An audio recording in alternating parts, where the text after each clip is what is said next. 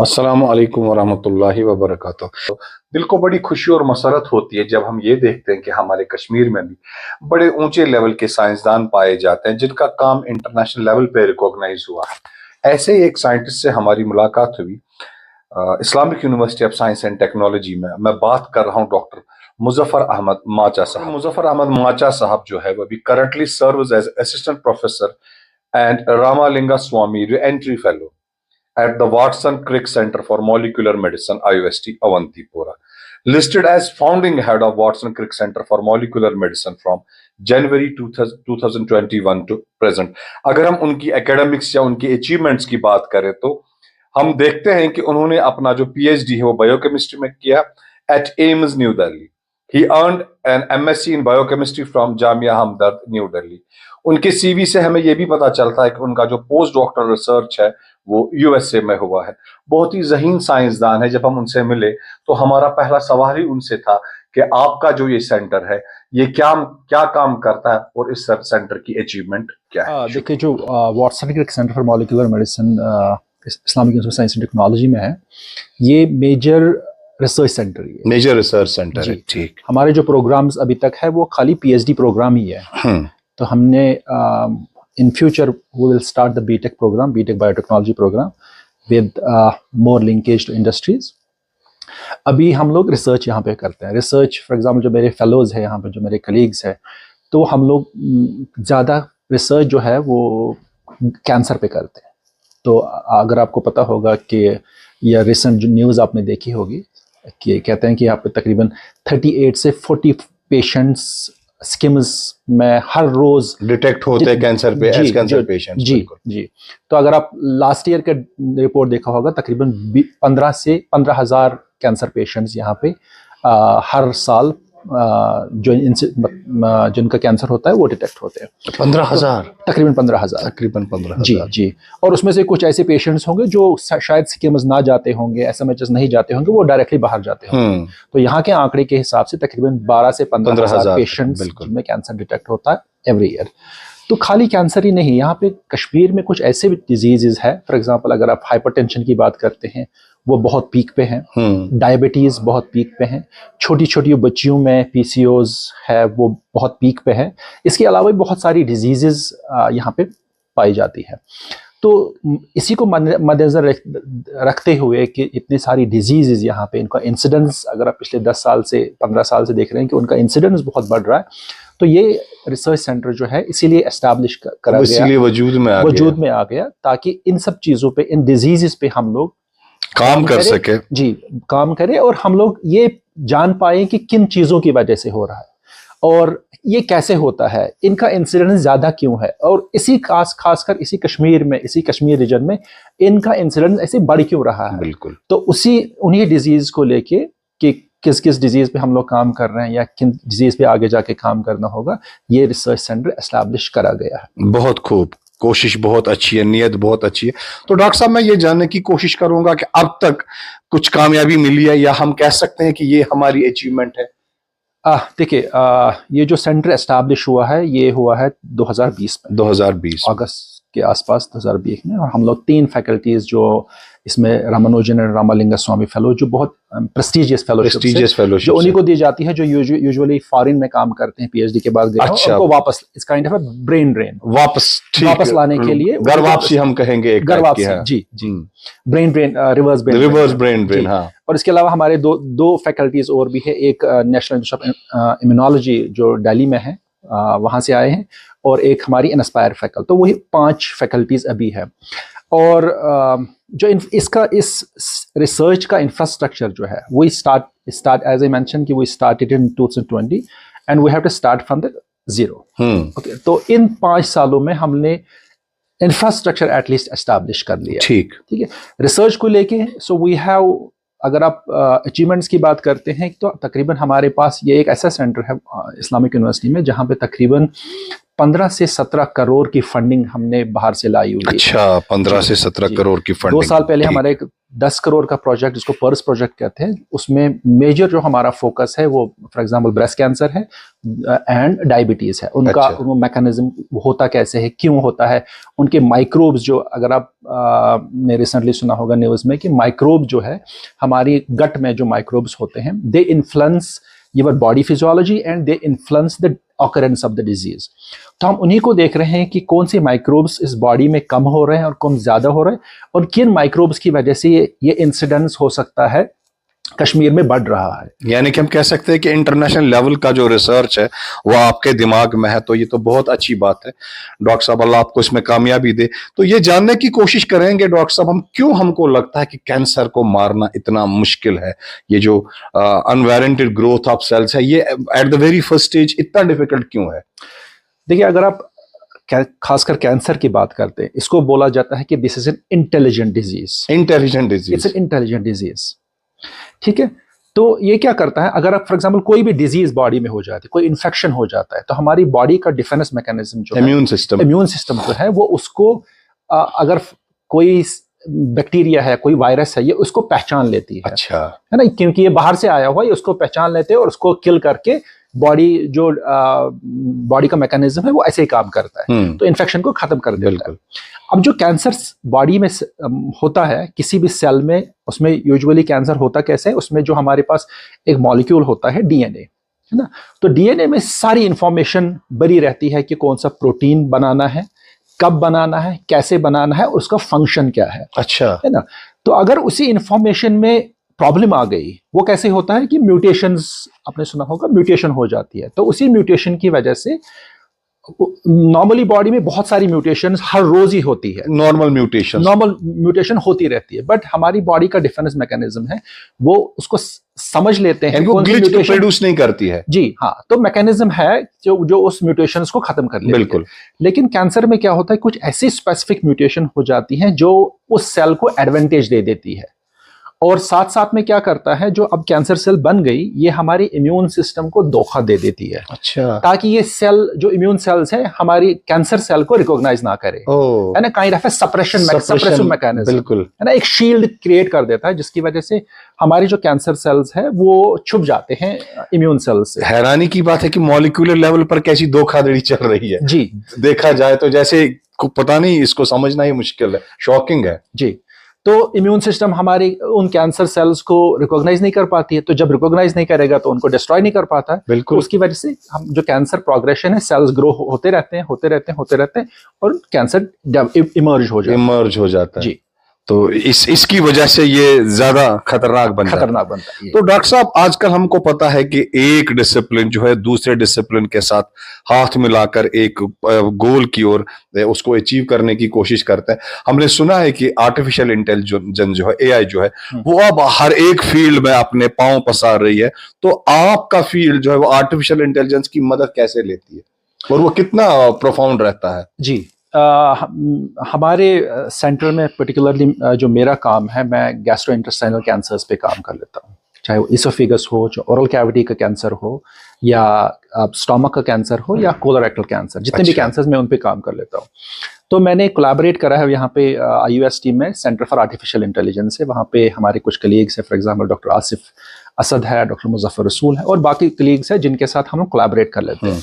तो हम लोगों ने अभी रिसेंटली, अगर आपको शायद न्यूज़ में देखा होगा, प्रिसीजन मेडिसिन की बात होती है। प्रिसीजन मेडिसिन में क्या होता है कि अगर हम पहला अभी से 10 साल या 20 साल पहले करते, उस टाइम पे भी कैंसर था, लेकिन इतने इंसिडेंस पे नहीं था। बिल्कुल, कुछ कंट्रीज में ज्यादा था, कुछ कंट्रीज में कम था। हम लोग क्या करते थे, हर किसी कैंसर पेशेंट को एक ही दवाई दे देते थे। अच्छा, एक ही टाइप का दवाई। तो किसी पेशेंट में काम करता था, किसी में नहीं करता था। जी जी। लेकिन अब देखा गया है कि जो म्यूटेशन का प्रोफाइल है, जिसकी वजह से कैंसर होता है, जिसकी वजह से हमारे म्यूटेटेड प्रोटीन्स बनते हैं, जिसकी वजह से कैंसर एग्रीवेट हो जाता है, देखा गया है कि हर किसी कैंसर पेशेंट में वो डिफरेंट है ना, और उसका कैंसर डेवलपमेंट का मैकेनिज्म डिफरेंट होगा। तो एक थेरेपी जो है वो सब में इफेक्टिव नहीं इसीलिए रहती है। प्रिसिशन शायद नाम ही रखा है। मेडिसिन में क्या करते हैं, हम हर किसी पेशेंट का जीनोमिक प्रोफाइल देखते हैं और उसी के अगेंस्ट में एक स्पेसिफिक थेरेपी बनाते हैं। ठीक। कौन सी दवाई उसके लिए सही रहेगी, क्योंकि जो हर पेशेंट के लिए बनाई जाती है तो इसका जो आउटपुट है वो ज्यादा कारगर है, ज्यादा इफेक्टिव है। जो दवाई बनती है वो ज्यादा इफेक्टिव है। तो हमने आर्टिफिशियल इंटेलिजेंस के साथ कोलैबोरेट करके इसी को देख रहे हैं कि कौन से कैंसर पेशेंट के लिए कौन सी दवाई जरूरी है ना, या कौन सी म्यूटेशन उस पेशेंट में है जी। तो हम लोग उनके साथ यही काम करते हैं, और प्लस इनके साथ साथ हम लोग कुछ नए ड्रग्स बना रहे हैं ताकि वो हम कैंसर पेशेंट्स को दें। अच्छा, एक और चीज कैंसर पेशेंट्स में ये होता है कि जितने भी कैंसर पेशेंट यूजुअली होते हैं वो प्राइमरी ट्यूमर्स की वजह से नहीं मरते हैं, क्योंकि प्राइमरी ट्यूमर वो ट्यूमर होता है जहां से वो ऑरिजिनेट होता है। सर्जरी के दौरान वो निकाला जाता है अगर वो अर्ली स्टेज पे पाया गया। ठीक। लेकिन बहुत सारे केसेस में ये होता है कि कैंसर पेशेंट मेटास्टेसिस की वजह से मरते हैं। मेटास्टेसिस एक फिनोमेना है जिसमें जो ट्यूमर सेल्स है अपनी जगह से जाके दूसरे ऑर्गन्स में फैलता है, नेबरहुड में फैलता है या बॉडी के किसी और ऑर्गन में फैलता है। ठीक। तो मेजर पेशेंट जो है उसी की वजह बॉडी एक तरह से इन्वॉल्व हो जाती है। पूरी बॉडी इन्वॉल्व हो गई तो रेडिएशन पूरी बॉडी में नहीं दे सकते, है ना। सही बात। और बहुत सारी जगह पे जब बहुत ऑर्गन्स इफेक्ट हो गए तो हम एग्रेसिव ट्रीटमेंट नहीं देते हैं क्योंकि उसकी टॉक्सिसिटी ज्यादा होती है फिर, तो मेजॉरिटी इसलिए पेशेंट मरते हैं। अब ये है कि ये हमें नहीं पता, हम ये प्रिडिक्ट नहीं कर पाते हैं कि किस पेशेंट को आगे जाके मेटास्टेसिस हो सकता है। अच्छा, है ना। ये बहुत जरूरी, अगर वो डिटेक्ट हो जाता है, अर्ली डिटेक्शन अगर हो जाता है, इस पेशेंट को आगे जाके मेटास्टेसिस हो जाता है, तो then we can take preventive measures, precautionary measures. तो वही एक चीज हम यहाँ पे करते हैं आर्टिफिशियल इंटेलिजेंस वालों के साथ। हम लोगों ने कुछ एल्गोरिथम्स बनाई है जिससे हमें ये पता चलेगा कि इस पेशेंट को आगे जाके मेटास्टेसिस हो सकता है या नहीं हो सकता है, नहीं हो सकता है। तो हम इसी हिसाब से फिर जब हम डीएनए प्रोफाइल भी पता चलेगा कि कौन सी म्यूटेशंस है, कौन सी म्यूटेशन ऐसी होगी जो आगे जाके मेटास्टैटिक ट्यूमर में ज्यादा हो सकती है, तो हम उसी हिसाब से दवाई बना के वही प्रिवेंटिव मेजर्स बना के हम वो प्रिवेंट कर सकते हैं एटलीस्ट, हाँ, आगे जाके उस पेशेंट को मेटास्टेसिस ना हो।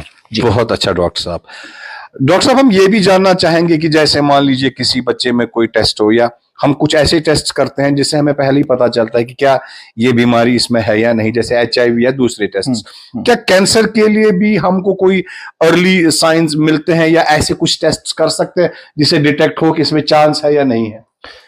देखिए, हाँ, यहाँ पे कैंसर में एक टाइप होता है जिसको फैमिलियल ट्यूमर्स बोलते हैं, या फैमिलियर कैंसर्स होता है। तो उसमें क्या होता है, कुछ हमारी एज ए मेंशन कि हमारी बॉडी में डीएनए होता है, हमारे सेल्स में डीएनए होता है, और डीएनए में जीन्स होते हैं, पोर्शन ऑफ डीएनए जो किसी प्रोटीन को बनाते हैं। ठीक। उसका प्रोटीन का डिफरेंट फंक्शन हो सकता है बॉडी में।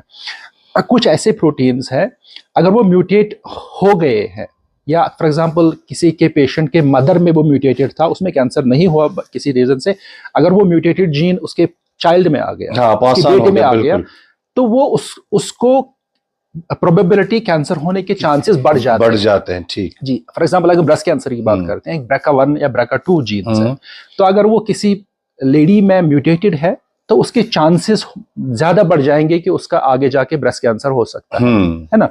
तो इसीलिए अगर वो टेस्ट करें हम कि ब्रॉडर लेवल पे या कम्युनिटी लेवल पे या पॉपुलेशन लेवल पे हम वो टेस्ट करें कि किस किस लेडी में वो BRCA म्यूटेटेड है, उसको आगे जाके ज्यादा चांसेस है ब्रेस्ट कैंसर होने के, तो वो हम उसको मेजर्स कर सकते हैं भाई। अगर यूजुअली अगर आप देखेंगे कि ये जो ट्यूमर्स हैं ये ज्यादा बढ़ जाते हैं अगर हम केमिकल्स का एक्सपोजर ज्यादा होता है, तंबाकू का एक्सपोजर ज्यादा, या खाने पीने हम लोग जंक फूड खाते हैं उसकी वजह से एक्सपोजर ज्यादा होता है, तो हम उन लेडीज को या उन बच्चियों को बोल सकते हैं कि भाई आपका म्यूटेटेड है तो you should at least abstain from those exposures, ताकि ऐसा ना हो। इसके लिए डॉक्टर साहब एक प्लानिंग चाहिए, क्योंकि ये इन अ वे एक मैस लेवल पे ये काम करना पड़ेगा। जी, प्लानिंग के साथ साथ इसमें बहुत सारा पैसा भी चाहिए, तो this should be a government initiated programme बिल्कुल, जो मास लेवल पे उसको करे कि हाँ भाई हर किसी में म्यूटेशन प्रोफाइल करना है। ये खासकर ये जो जीन्स, फैमिलियल जीन्स है जो ब्रेस्ट कैंसर को या किसी भी और कैंसर्स को इंसिडेंस इंक्रीज करवा सकता है, प्रोबेबिलिटी ज्यादा होने के चांसेस बढ़ा सकता है, तो उन सब जीन्स को एटलीस्ट हम लोग प्रोफाइलिंग कर सकते हैं, बिल्कुल जी। बहुत अच्छी बात है। तो हम वापस आएंगे कि मॉलिक्यूलर लेवल पर इसको डिटेक्ट करना आसान होता है या इसमें क्या क्या दुश्वारियां होती है डॉक्टर साहब? हाँ, देखिए जो कैंसर्स यूजुअली हम लोग मॉलिक्यूलर लेवल पे ही डिटेक्ट करते हैं और कंफर्म कर लेते हैं। उससे पहले अगर फॉर एग्जांपल बहुत सारे ऐसे सिम्टम्स होते हैं कैंसर के, जब अर्ली स्टेज पे कैंसर होता है, अगर हम खासकर एक ब्रेस्ट कैंसर की बात कर लेते हैं, है ना, छोटे से लंप किसी के बच्चे के ब्रेस्ट पे दिख गया, है ना, या कलरिंग चेंज थोड़ा सा आपको दिख गया, या फॉर एग्जांपल निपल से खून आना थोड़ा सा दिख गया, तो these are the early symptoms of development of the breast cancer. अच्छा। तो अगर कुछ ऐसा हो जाता है, देन अगर किसी बच्ची में है, then definitely she should consult a doctor and confirm कि भाई ये चीज तो नहीं हो रही है, ब्रेस्ट कैंसर तो नहीं है, किसी और रीजन की वजह से ये जो सिम्टम्स आ रहे हैं, हाँ, वो तो भी नहीं हो सकता है, बिल्कुल जी। इसी तरह फॉर एग्जांपल अगर हम गैस्ट्रोइंटेस्टाइनल ट्रैक्ट की बात करते हैं, अगर खून आना स्टार्ट हो गया, मतलब आप ब्लीडिंग हो गई स्टूल के साथ, सिम्टम, वो एक सिम्टम है कि गैस्ट्रोइंटेस्टाइनल ट्रैक्ट में हो सकता है कैंसर हो, या थूक से किसी का ब्लड आना, तो वो डिटेक्ट करता है कि है ना कि शायद लंग में कैंसर हो गया, कहीं और बॉडी के किसी पार्ट में कैंसर है। तो ऐसे कुछ सिम्टम्स हैं जिनको हमने केयरफुली ऑब्जर्व करना होता है। बहुत अच्छी बात है डॉक्टर साहब, ये क्या कैंसर तो नहीं है। बिल्कुल डॉक्टर साहब, ये मैं और पूछना चाहूंगा कि क्या सच में ऐसी कोई प्रिवेंटिव मेजर्स है जो हम ले सकते हैं इनको बचाने के लिए, कि या किसी वजह से हम थोड़ा सा वो लाचार हो गए कि नहीं, मॉलिक्यूलर लेवल पर तो हम कुछ नहीं कर सकते, इतनी क्लियर चीजें नहीं है, या कुछ ठोस चीज हम ले सकते हैं? देखिए कैंसर के ना स्टेजेस है, तो जैसे कि मैंने बोला अर्ली स्टेज, फॉर एग्जांपल उसमें हाइपरप्लेजिया एक स्टेज है, डिस्प्लेजिया एक स्टेज है, then we have a full blown cancer. बिल्कुल। तो अगर ये डिटेक्शन हम हाइपरप्लेजिया स्टेज पे देख लेते हैं, या ट्यूमर भी बन गया लेकिन अर्ली स्टेज है, जहां पे मेटास्टेसिस नहीं हुआ है, ट्यूमर अभी बहुत ही छोटा है, वहां पे डिटेक्ट हो गया, तो वहां पे चांसेस हैं कि हम ट्यूमर को निकाल के पेशेंट ठीक हो सकता है। ठीक। या उससे पहले हाइपरप्लेजिया पे हमने देख लिया, या डिस्प्लेजिया पे हमने देख लिया कि हाँ इसके चांसेस हो सकते हैं, हाइपरप्लेजिया है या डिस्प्लेजिया, उसको कैंसर आगे जाके हो सकता है, तो हम उस लेवल पे प्रिवेंट कर सकते हैं। अच्छा जी, उस लेवल पे प्रिवेंट कर, लेकिन उसके साथ साथ आपको प्रिकॉशनरी मेजर्स भी लेने, लाइक फॉर एग्जांपल बहुत सारे कैंसर्स, खासकर लंग का जो कैंसर है, ओरल कैविटी का जो कैंसर है, पैनक्रियाटिक कैंसर, ये स्मोकिंग की वजह से होता है। तो अगर हम इसको बंद ही कर दें, बिल्कुल, तो बहुत सारी डिजीज, ना कि कैंसर, बहुत सारी डिजीज है वो हम लोग प्रिवेंट कर सकते हैं। जी। और इसी के साथ साथ बहुत सारी ऐसी चीजें हैं, या फिर जंक फूड है या कुछ एडल्टर्ड फूड है, अगर साफ शफाफ जैसे खाना मिल जाएगा, बिल्कुल जी, साफ शफाफ खाना हमें मिल जाएगा, तो हमारी ये वाली चांसेस तो कम से कम खत्म हो जाएगी कि नहीं भाई इतने हाई लेवल पे कैंसर हो रहा है, ये वाली चांसेस तो हम लोग कम कर सकते हैं। बहुत अच्छी बात है डॉक्टर साहब। मैं आखिर में पूछना चाहूंगा कि आने वाले 5 सालों में जी आप इस डिपार्टमेंट को कहां देखेंगे? मैंने ये भी सुना है कि शायद आप अगले साल से कोई नया कोर्स भी यहां से स्टार्ट करेंगे, तो आप उसके बारे में भी बताइएगा। जी, तो अभी जैसे कि मैंने पहले बोला कि हम लोग अभी जो यहाँ पे प्रोग्राम चला वो पीएचडी प्रोग्राम्स है, ठीक है ना। हमारे तकरीबन 12 पीएचडी स्कॉलर्स हैं, जो 3 फैकल्टीज हैं, 4 जो डिस्ट्रीब्यूशन होता है, and we have around 5 post docs working in the department on different projects. लेकिन हम लोग अगले साल से बीटेक बायोटेक्नोलॉजी प्रोग्राम 4 ईयर का स्टार्ट करेंगे। उसमें हम लोग इंडस्ट्रियल लिंकेज ज्यादा होगी, जो हम जिसको बोलते हैं कि इंडस्ट्रियल बायोटेक्नोलॉजी जी, and with 1 year intensive research programme उसके साथ साथ हम लोग उसी प्रोग्राम का एक हिस्सा होगा। अच्छा, तो हम नेक्स्ट ईयर से इंशाल्लाह यहाँ से स्टार्ट करेंगे। तो आने वाले दिनों में आप क्या देखते हैं, ये कैसे फ्लोरिश करेगा इंशाल्लाह? देखिए, अगर हम इसके एस्टैब्लिशमेंट से लेके अभी तक जस्ट 5 साल हुए हैं, तो हमने बहुत ही हद तक, आपको पता होगा कि कश्मीर में या for example in this part of the world जो चीज़ें हैं वो बहुत स्लोली मूव हुई है।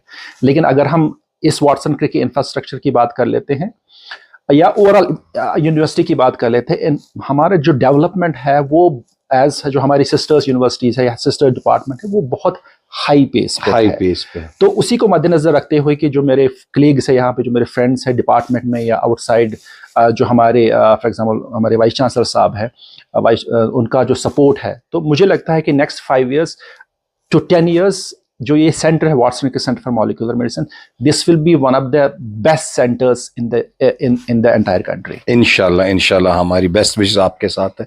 और हमारे लिए बहुत ही फख्र और खुशी की बात है कि हमारे वादी के हमारे अपने इतने बहुत ही उम्दा साइंटिस्ट यहाँ पर काम कर रहे हैं, ये हमारे लिए फख्र की बात है। शुक्रिया डॉक्टर साहब, थैंक यू सो मच।